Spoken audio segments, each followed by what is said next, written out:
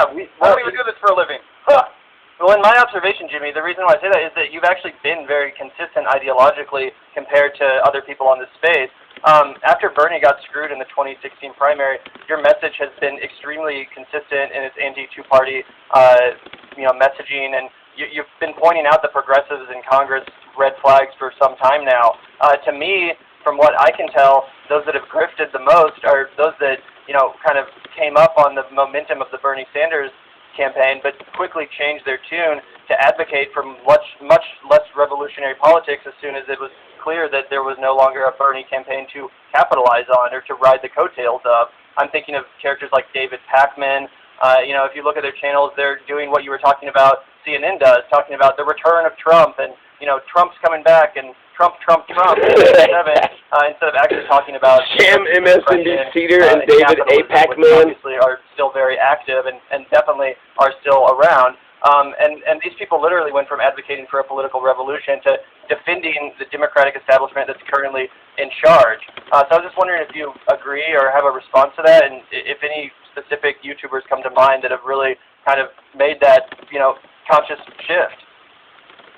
I mean, it's obvious. I don't have to name names. I mean, some of the people are just, in the last few months, they've just gone blue MAGA like you can't believe. And I'm just like, what is in it for you to do that? I don't understand. Yeah, and they love to turn. So they've totally taken, just like when they started calling Bernie a sexist, it totally took any meaning out of the word, right? So now it does. If you call Bernie a sexist, when you call Trump a sexist, it's not really going to land. And so, when you call me a grifter, but Cenk Uygur, who takes $24 million from right-wingers to somehow do a lefty, he has a board. They literally have a board.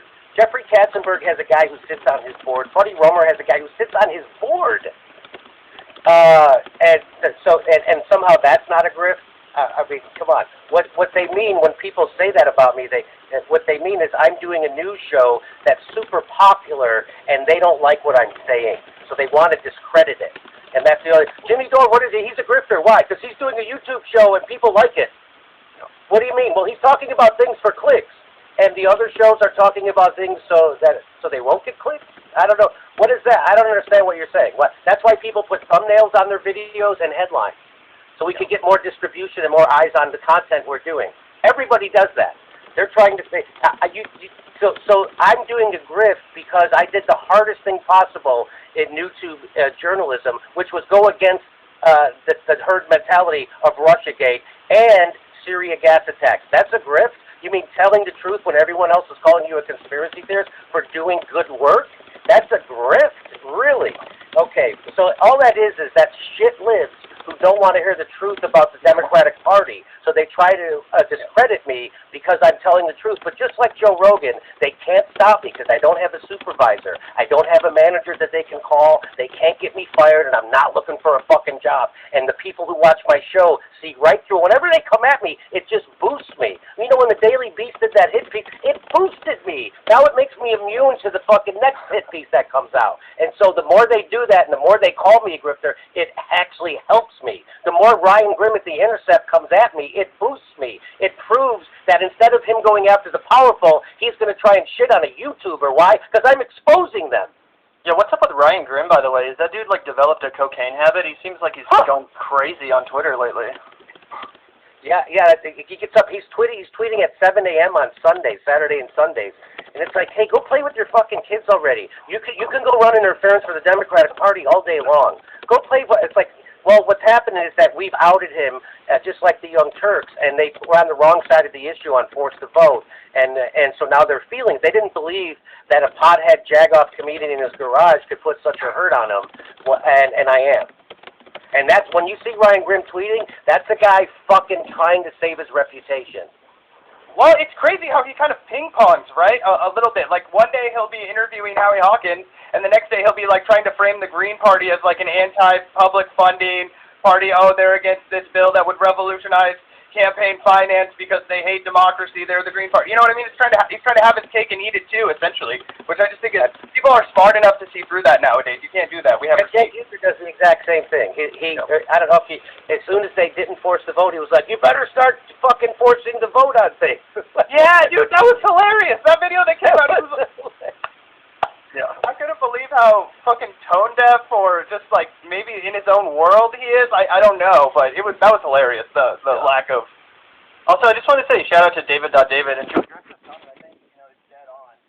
What's your response to these people out here that want to wag their fingers and look down at people that want to be entertained in some sense while they digest their news? And that's not to say they're only watching the Jimmy Dore show, but it does seem like there's a significant portion of woke liberals that want to, look down upon and kind of have an elitist mentality about folks that are getting their news, or at least getting part of their news from shows like the Jimmy Dore show.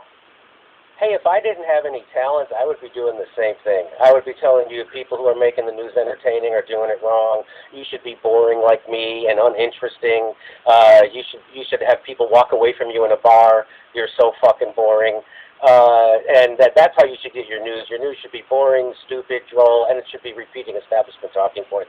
That Jimmy Dore, what is he doing? How does he get, he gets to be interesting and entertaining no matter what he's talking about? I don't think that's right. Yeah. Well, one of the things that I did want to kind of get into and ask you is, we touched on it at the beginning. You kind of came into this wanting to be a performer, right? You said in the early 90s you were a comedian, and obviously, you're still a comedian. Well, right, yeah, obviously. But before you got into politics, right? And so, obviously, our world is fucked up and broken. You have your own nightmare story with the American healthcare, system. You have skin in the game. You've lived it. And to us at the Vanguard, there really is no bigger joke than American politicians, right? So I'm wondering if you could snap your fingers and kind of heal the world, right? We're living in a world that, Jimmy wants to live in. Well, what are you telling people jokes about? Oh, what would I be? I mean, if politics was all fixed, what would I make jokes about? Yeah, if we snapped our fingers and we were in a utopia, right, people still want to laugh, I imagine. What kind of material are you going for?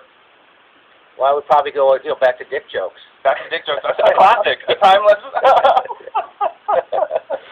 I love writing jokes like that. I love comedy. I love switcheroo jokes is what I call them.